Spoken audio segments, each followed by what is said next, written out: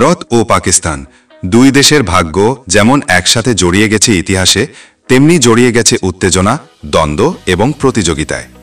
1947 সালের দেশভাগের পর থেকে এই দুই দেশের সম্পর্ক কখনোই স্বাভাবিক ছিল না। চারবার সরাসরি যুদ্ধ, অসংখ্য সীমান্ত উত্তেজনা, সন্ত্রাসবাদ এবং কূটনীতিক সংঘাত সব মিলিয়ে উপমহাদেশের এই অংশে যেন স্থায়ীভাবে একটা অস্থিরতা বিরাজ করছে।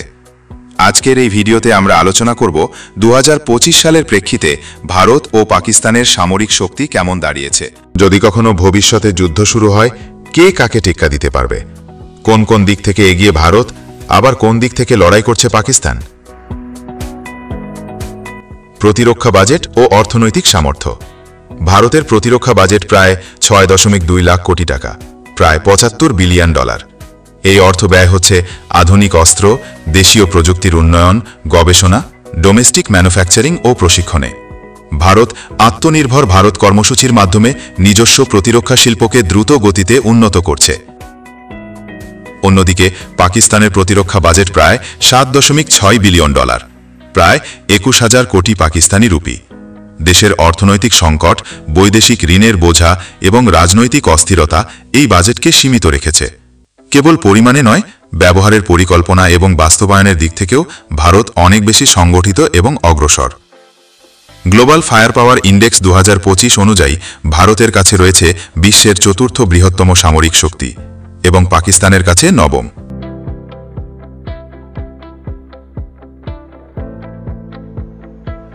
সেনা সংখ্যা। ভারতের মোট রিজার্ভ ও অ্যাক্টিভ ফোর্স মিলিয়ে প্রায় 26 লাখ, যা চীনের পর বিশ্বের দ্বিতীয় বৃহত্তম সেনাবাহিনী। অন্যদিকে পাকিস্তানের প্রায় 11 লাখ, অর্থাৎ ভারতের অর্ধেকেরও কম। বিমান শক্তি বা এয়ার পাওয়ার। ভারতের কাছে আছে 2296টি যুদ্ধবিমান, যার মধ্যে ফাইটার জেট 606টি, Sukhoi 30 MKI, Rafale, MiG-29, helicopter 869টি, যার মধ্যে Apache AH-64E, Rudra, Dhruv, Chinook. Transport aircraft 264টি, যার মধ্যে C-17, C-13J, IL-76, attack helicopter 40টি।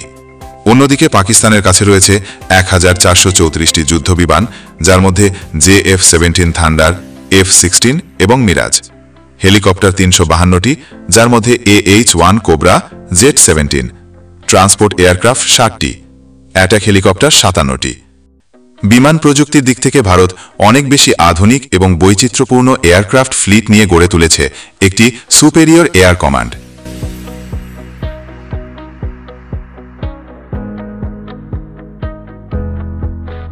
নৌশক্তি বা নেভাল পাওয়ার। ভারতের আছে 2টি এয়ারক্রাফট ক্যারিয়ার, নিউক্লিয়ার ও ডিজেল চালিত 18টি সাবমেরিন, 12টি ডেস্ট্রয়ার সহ একটি শক্তিশালী সামরিক প্রতিরোধ রয়েছে। পাকিস্তান এদিক থেকে অনেক পিছিয়ে, একটিও ক্যারিয়ার নেই, সাবমেরিন সংখ্যা অর্ধেকেরও কম। ক্ষেপণাস্ত্র এবং পারমাণবিক ক্ষমতা। ভারতের অস্ত্রাগারে অগ্নি, পৃথ্বী, ব্রহ্মসের মতো উচ্চগতি সম্পন্ন মিসাইল রয়েছে। এগুলো নির্ভুলভাবে যে কোনো লক্ষ্যবস্তুতে আঘাত আনতে সক্ষম এবং পারমাণবিক অস্ত্রের সংখ্যা আনুমানিক 172টি।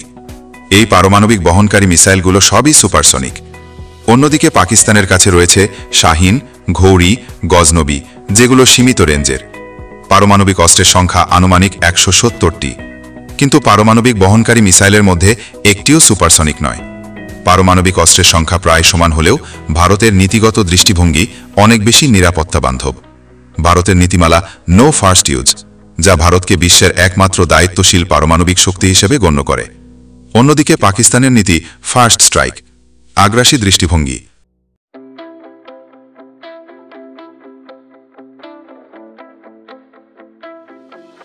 স্থল সেনার শক্তি বা গ্রাউন্ড পাওয়ার। ভারতের কাছে ট্যাঙ্ক রয়েছে 4614টি, পাকিস্তানের কাছে রয়েছে 3772টি। প্রযুক্তি ও কৌশল। ভারতের DRDO, ইসরো ও HAL দেশীয় প্রযুক্তি উন্নয়নের মাইলফল। ইসরায়েল, ফ্রান্স, আমেরিকা এবং রাশিয়ার মতো দেশের সঙ্গে প্রতিরক্ষা চুক্তি। সাইবার ও স্পেস ওয়ারফেয়ারে ভারতের উল্লেখযোগ্য উন্নয়ন। অন্যদিকে পাকিস্তানে রয়েছে ISI, MI এর মতো সংগঠন, কিন্তু এই সংগঠনগুলো বেশিরভাগ ক্ষেত্রেই তুরস্ক এবং চীনা প্রযুক্তির ওপর নির্ভর। একটি যুদ্ধে সবচেয়ে বেশি অবদান রাখে দেশের প্রতিরক্ষা ব্যবস্থা বা এয়ার ডিফেন্স সিস্টেম।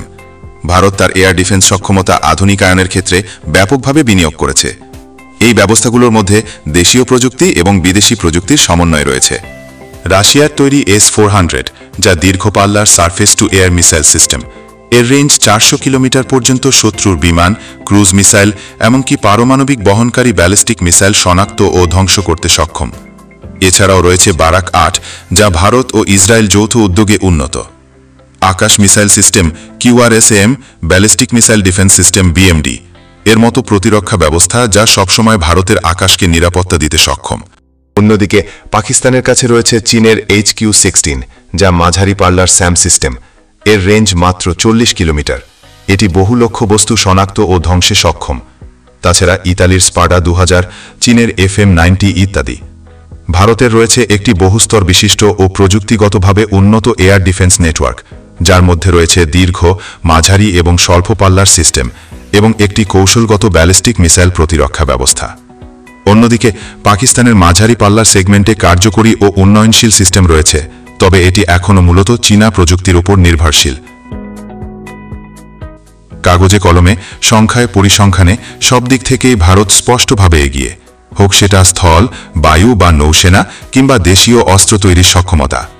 পাকিস্তান যদিও তার শক্তি বাড়ানোর চেষ্টা করেছে, কিন্তু ভারতের তুলনায় এখনও অনেক পিছিয়ে। কিন্তু এটাই একমাত্র সত্য নয়। যুদ্ধ মানেই বিনাশ, যুদ্ধ মানেই রক্ত ও কান্নার আওয়াজ। যারা যুদ্ধে মারা যায় তার পরিবারই জানে যুদ্ধে কতটা কষ্ট আর যন্ত্রণা। আর আমরা ঘরে বসে শুধু খবর দেখি আর মজা নেই। তাই আমাদের একটাই চিরকামনা, ভবিষ্যতে যেন আর যুদ্ধ না হয়।